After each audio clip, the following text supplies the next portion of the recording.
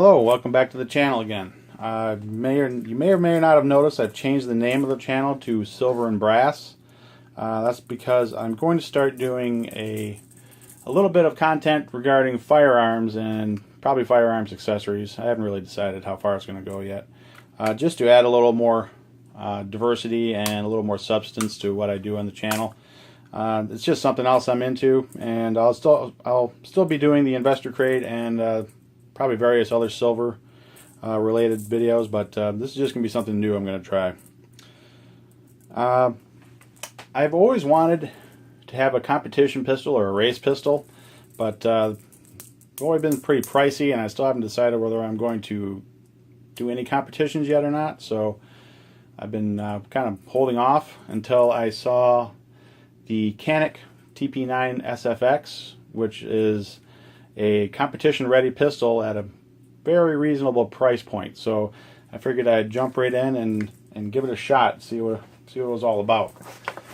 And this is the Canik, or it's actually supposed to be pronounced Canik, I believe, from Turkey, the TP9 SFX. It comes in a nice hard shell case with pretty much everything you need in it. Of course, it has all the accompanying advertisements that you would expect, shop accessories, and a project registration card, which I haven't done yet. Owner's manual, a nice high quality glossy manual, pretty much everything you need to know. It also it comes with a chambered cleaning brush, nylon brush, and rod for cleaning. It comes with its own Canik brand paddle holster. It's a decent holster so far. It does fit a little loose, but I can't expect too much for a free holster. It has belt loops in it as well. You can adjust the cant just by loosening up that screw and turning it a little bit. It has a passive retention on the inside. Right there, you can see that sticking up right there. That locks into your trigger guard. It's not adjustable, so you get what you get. It also has a rubber strap that you can snap on for a more positive retention. Of course, comes with your mandatory trigger lock. These are bases for red dot sights. These are aluminum bases. They're all numbered.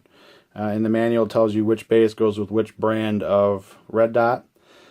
These are aluminum plates with helicoil inserts in them, so you don't strip out the aluminum when you do put something on there.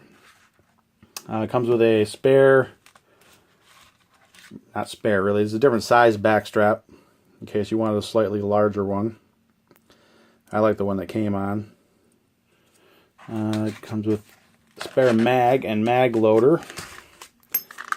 Mag loader has the Canik brand on it. These are 18 round mags. It's with a +2 base plate. These mags are made by Metgar. If I get that to focus, kind of. Metgar manufactured for Canik TP series. So the TP series all take the same size magazine, so this will work with any of the other in that product line. I believe that these are also the same as Beretta 92s and SIG 226s, and maybe the maybe the CZ75 as well too. But for all those other ones, this mag retention slot is a little narrower, and you'd have to Dremel that open a little bit. So maybe just be easier just to get regular old Canik mags for it. It comes with a little accessory kit, and the accessory kit has in it, these are fiber optic inserts for the front sight. You have a green one and a real red one, a couple of spare star washers. This is a charging handle that you can put into the red dot for when you have one mounted, so if you want to still charge from the rear of the gun, you can just grab this and pull it back instead of grabbing onto your red dot. Comes with an Allen wrench to fit all the bolts in it. This is a drift punch for taking out the interchangeable grip panel on the rear. These are two different sized mag release buttons, so you can customize it to however you like it. This is a small and the large. I have the medium on it right now, which works well for me, and a few spare bolts in it.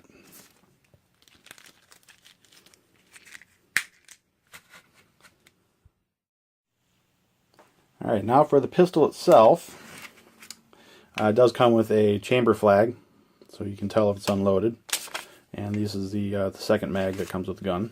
You can see it is unloaded. The grip panels have decent checkering on the front and rear. Also on the front of the trigger guard there's a little bit of texturing. The sides have texturing too, but they're kind of inset. You can feel a little bit on this side when you're gripping it, but I'll probably end up getting some Talon grips for it. Like I said, I have the medium mag release installed,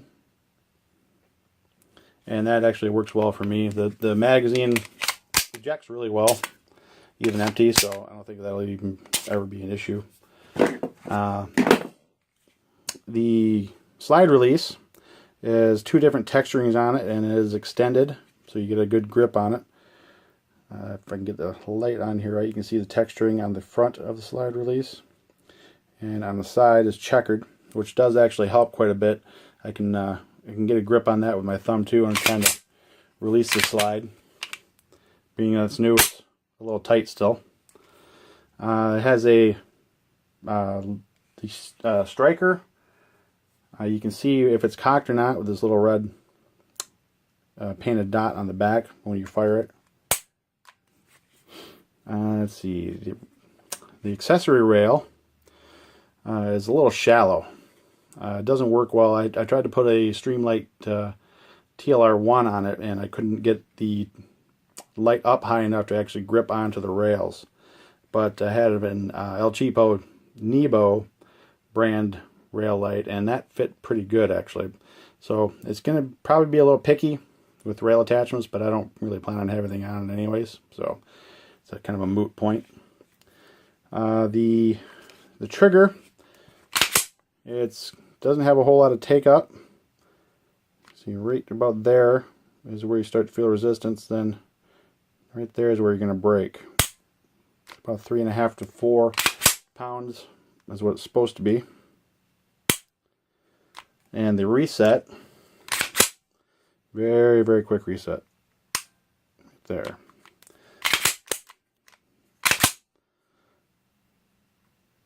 And very quick, very, very positive. You can hear it, you can feel it. That's very nice.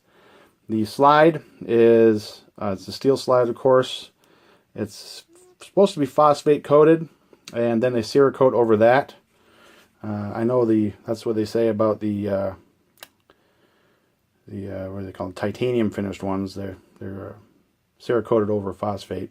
So I'm going to assume that this is phosphate as well. The slide, front and rear serrations, of course, on both sides. Has Warren tactical sights, if I can get that to focus. Maybe not.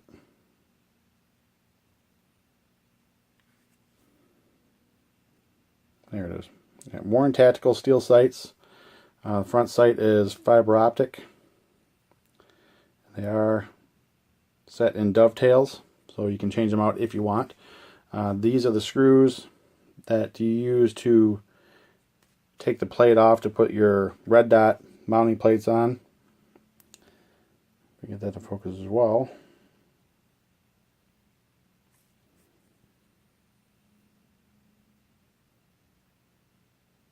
Yeah, maybe not. Anyway, let's see here. Has lightning cuts on the top, both sides, and underneath the slide is also cut. To take it down, it's just like a Glock and many others. You make sure you have to dry fire it to take it down. Pull it back just a little bit. and pull down on the release levers, and slide comes right off. It's got a captured recoil spring on a steel guide rod, and this is what they say is a competition or match grade barrel. I believe it's got standard rifling in it. Can't get really get a good shot of that, I don't think. It does have a nicely polished feed ramp, which was a nice touch. And everything else on the internals looks pretty good.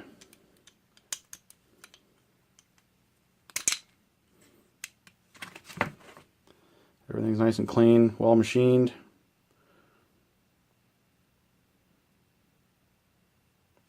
The fitment appears to be pretty good as well. There's not a whole lot of play. The gaps are nice and even. Overall, I haven't shot it yet, but I think I'm going to be pretty happy with it, as long as it functions well. Hopefully I'll get some videos out of this being shot here pretty soon. Well, that's it for the Canik or Canik TP9 SFX. Thanks for watching.